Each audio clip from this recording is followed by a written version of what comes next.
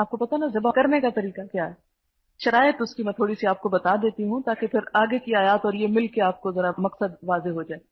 Number ایک یہ کہ آلہ ذبح جو ہے وہ تیز ہونا چاہیے، چھری چاقو تیز ہو جس سے سارا خون نکل جائے جسم کا۔ حدیث میں آتا ہے ما انہر الدم وذکر علیہ اسم اللہ فکل لیس العظم والظفر، بخاری اور مسلم کی روایت ہے، جو جانور ایسے آلے سے ذبح کیا جائے جو خون بہا دے اور اس پر اللہ کا نام لیا جائے تو اسے کھاؤ، جبکہ ناخن اور ہڈی کے ساتھ ذبح کرنا درست نہیں۔ بخاری میں بار بار یہ چیز آتی ہے کہ ناخن کے ساتھ ذبح کرنا جو ہے وہ نہیں درست۔ حبشی لوگ کیا کرتے تھے، ناخن اگر بڑھا لیں تو چھریوں کی طرح ہی ہو جاتے ہیں نا، تو اس سے کٹ کٹ کر کے کھا لیتے تھے، یہ منع کیا گیا ہے۔ یا ہڈی کو ایسا کر کے کہ اس کی چھری سی بنا کے اس سے کاٹیں، جیسے ہاتھی دانت سے بنی ہوتی کچھ چیزیں، تو یہ جائز نہیں ہے، لوہے سے کاٹ سکتے ہیں آپ۔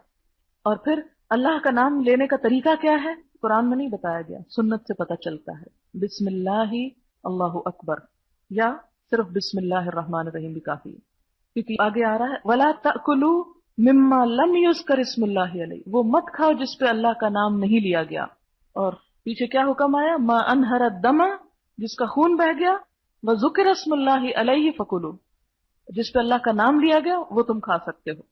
اچھا اسی طرح کہاں سے اس کو ذبح کرنا چاہیے، حلق کے ساتھ شہرت اور دونوں جانب کی رگیں ایک ہی بار کاٹ دیں، دونوں جانب کی رگیں یہاں ہیں اور چار رگ بیچ میں، اور حلق کے پاس کر کے کاٹے، اوپر سے نہیں نیچے سے۔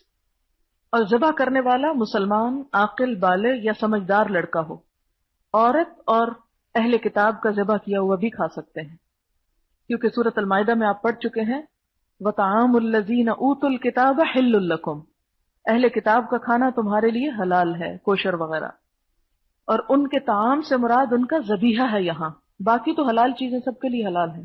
اسی طرح کنویں میں گر جانے کی وجہ سے یا جانور کے بھاگ جانے کی وجہ سے اگر ذبح کرنا ممکن نہ ہو، کہ جانور بھاگ جاتے ہیں نا، تو پھر کیا کرنا چاہیے، دور سے بسم اللہ اللہ اکبر پڑھ کر تیر یا کوئی چیز پھینک کر اس کو ذبح کیا جا سکتا ہے۔ اگر اس کا خون بہہ گیا تو یہ ذبح بھی درست ہے۔ نبی صلی اللہ علیہ وسلم کا ایک اونٹ بھاگ کھڑا ہوا، ایک آدمی نے اس کو تیر مارا اور گرا لیا، تو آپ نے فرمایا ان جانوروں میں وحشی جانوروں کی طرح بھاگنے والے بھی ہوتے ہیں، چنانچہ ان میں سے جو ایسا کرے اس کے ساتھ ایسا ہی کرو، یعنی اگر وہ وحشی اور بھاگ رہا ہے تو تم اس کو بھاگتے بھاگتے ذبح کر لو۔ پھر اسی طرح اگر ذبیحہ کے پیٹ میں حمل ہے، یعنی بکری کے پیٹ میں، اور وہ پورا بچہ بن چکا ہے، اس کے بال وغیرہ بھی آ چکے ہیں، تو ماں کا ذبح اس کا ذبح ہے، ماں ذبح ہو گئی اس کی، تو بچہ اس میں سے جو نکلے گا وہ بھی اگر اس کو آپ نے الگ نہیں ذبح کیا تو وہ آلریڈی یعنی ذبح ہی شمار ہوگا، اس بچے کو بھی آپ کھا سکتے ہیں۔ نبی صلی اللہ علیہ وسلم سے اس کے بارے میں پوچھا گیا تو آپ نے فرمایا اگر چاہو تو کھا سکتے ہو، اس لیے کہ اس کی ماں کا ذبح کرنا اس کا ذبح کرنا ہے۔ بھول کر اگر بسم اللہ نہ پڑھی کسی نے لیکن نیت تھی کہ اللہ ہی کے نام سے کروں گا تو بھی اس میں کوئی حرج نہیں۔ اگر جان بوجھ کے نہیں پڑھی تو پھر نہیں کھا سکتے، لیکن اگر کوئی بھول گیا یعنی پڑھنے کا ارادہ تھا لیکن یاد نہ رہا تو اب یہ نہیں کہ اس کا ذبح کیا ہوا مردود ہے، وہ کھا سکتے ہیں آپ صلی اللہ علیہ وسلم نے فرمایا رفع عن امتی الخطأ والنسیان وما استکرہوا علیہ، میری امت سے خطا اور نسیان اور جس چیز پہ وہ مجبور کیے گئے ہٹا دیا گیا ہے۔ اسی طرح آپ نے فرمایا ذبیحۃ المسلم حلال، مسلمان کا ذبیحہ حلال ہوتا ہے، ذکر اسم اللہ او لم یذکر، اللہ کا نام اس نے لیا یا نہیں لیا، اس کا ذبح کیا ہوا حلال ہے۔ انہ ان ذکر لم یذکر الا اسم اللہ، اس لیے کہ اگر وہ ذکر کرے گا تو اللہ ہی کے نام کا ذکر کرے گا، کسی اور کا نہیں کرے گا، اس لیے کھا سکتے ہیں۔ اچھا ذبح کرتے وقت پوری گردن ایک دم نہیں کاٹ دینی چاہیے، کچھ حصہ چھوڑ دینا چاہیے تاکہ خون سارا اوپر نیچے سے بہہ جائے۔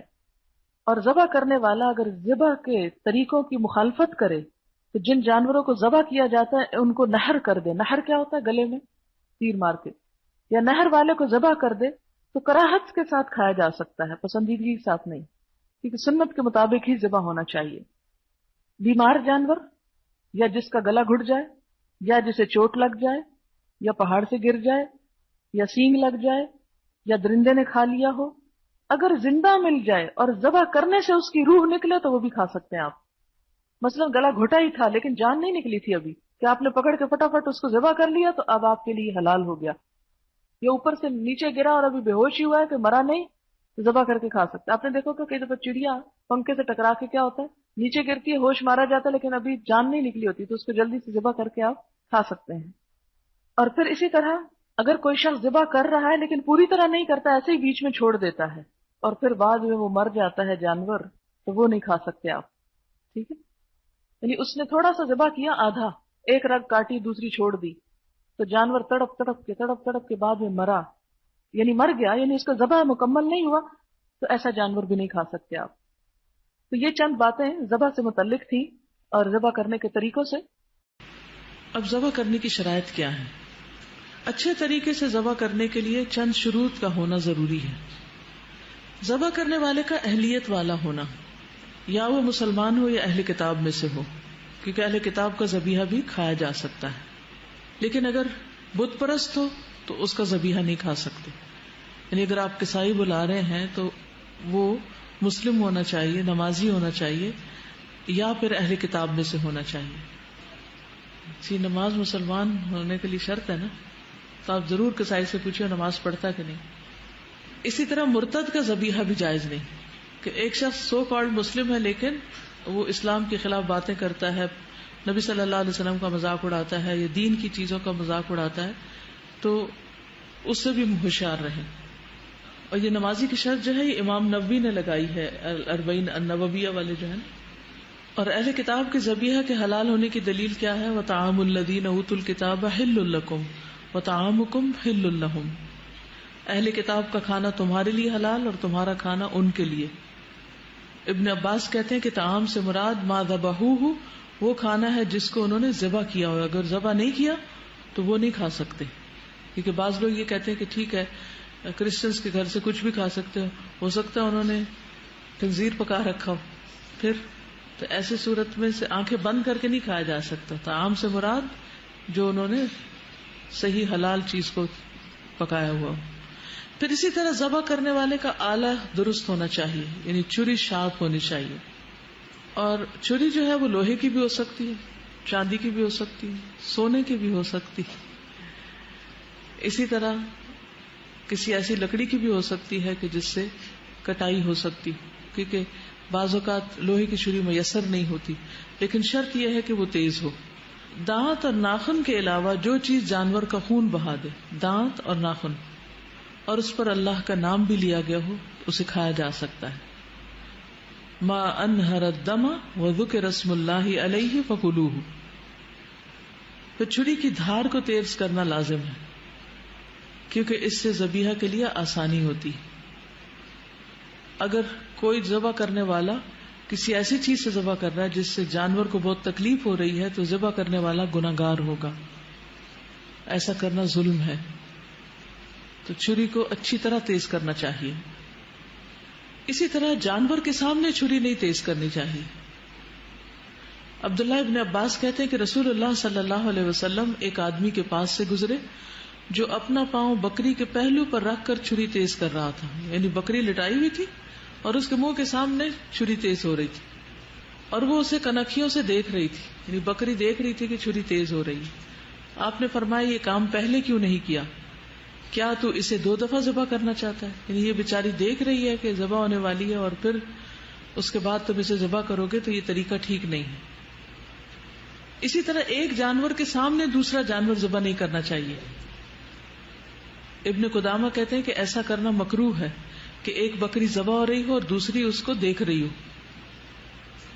ذبح کرتے ہوئے رحم کرنا چاہیے، یعنی اس وقت اپنے آپ کو بھی کام ڈاؤن رکھنا چاہیے اور پیار سے کرنا چاہیے. نبی صلی اللہ علیہ وسلم نے فرمایا جس نے رحم کیا اگرچہ چڑیا کو ذبح کرنے کا معاملہ ہو، اللہ تعالیٰ روز قیامت اس پر رحم فرمائے گا. ارحموا من فی الارض یرحمکم من فی السماء. زمین والوں پہ تم رحم کرو، آسمان والا تم پر رحم کرے گا. تو ہر ایک کے ساتھ رحمت کا معاملہ. تو احسن طریقے سے جانور کو راحت پہنچاتے ہوئے عمدہ طریقے سے ذبح کرنا چاہیے. صحیح مسلم کی روایت ہے، بے شک اللہ نے ہر چیز پر احسان کو واجب کیا ہے، پھر جب تم قتل کرو تو اچھی طرح قتل کرو، یعنی اچھے طریقے سے کرو، اور اگر تم ذبح کرو تو احسان کے ساتھ ذبح کرو، عمدہ طریقے سے ذبح کرو. چاہیے کہ تم میں سے ایک اپنی چھری تیز کر لے اور اپنے ذبیحے کو راحت پہنچائے، آرام دے. تو کیسے آرام پہنچایا جا سکتا ہے؟ آرام پہنچانے میں سب سے پہلی بات یہ ہے کہ چھری تیز ہونی چاہیے. دوسرا یہ کہ طریقہ پہلے سے ہی آنا چاہیے، طریقہ سیکھا ہوا ہونا چاہیے. یہ نہیں کہ چھری چلانے کے بعد پتہ چلے کہ غلط جگہ چھری چلائی ہے اور پھر اس کے بعد ایک اور جگہ تب آزمائی شروع کر دی جائے، یہ درست نہیں. اور اسی طرح چھری کے ساتھ گھر نہ کرتا جائے انسان، بلکہ تیزی کے ساتھ ذبح کرے. گھر کرنا کہ یعنی اس کو کر کے چھوٹے سے کٹ لگا کے جس سے بہت زیادہ دیر لگ جائے. تیز چھری ہو اور ایک بار میں ہی کام تمام ہو جائے، تو اس سے اس کی شارک کٹ جاتی ہے اور اس کے سینسز ختم ہو جاتے ہیں، بکری آرام میں آ جاتی. اب اس کا خون نکلے، وہ تڑپے، بکری کو کوئی تکلیف نہیں، بس اس کی تکلیف صرف اتنی جتنی دیر میں اس کا گلا کٹا، بس بات ختم. وہ ہمیں دیکھ کے لگ رہا ہوتا ہے کہ ہائی اس کو بہت تکلیف ہو رہی، لیکن نہیں، جب شارک کا رابطہ جسم سے کٹ جاتا ہے تو وہ تکلیف کا سلسلہ ختم ہو جاتا ہے، کیونکہ ہر قسم کے درد اور پین ہمارے نروس سسٹم کے ساتھ منسلک ہے. جب کسی بھی جسم کے حصے کا، کسی بھی رگ کا سلسلہ وہاں سے منقطع ہوتا ہے تو آپ دیکھیں گے کہ آپ زندہ بھی ہوتے ہیں.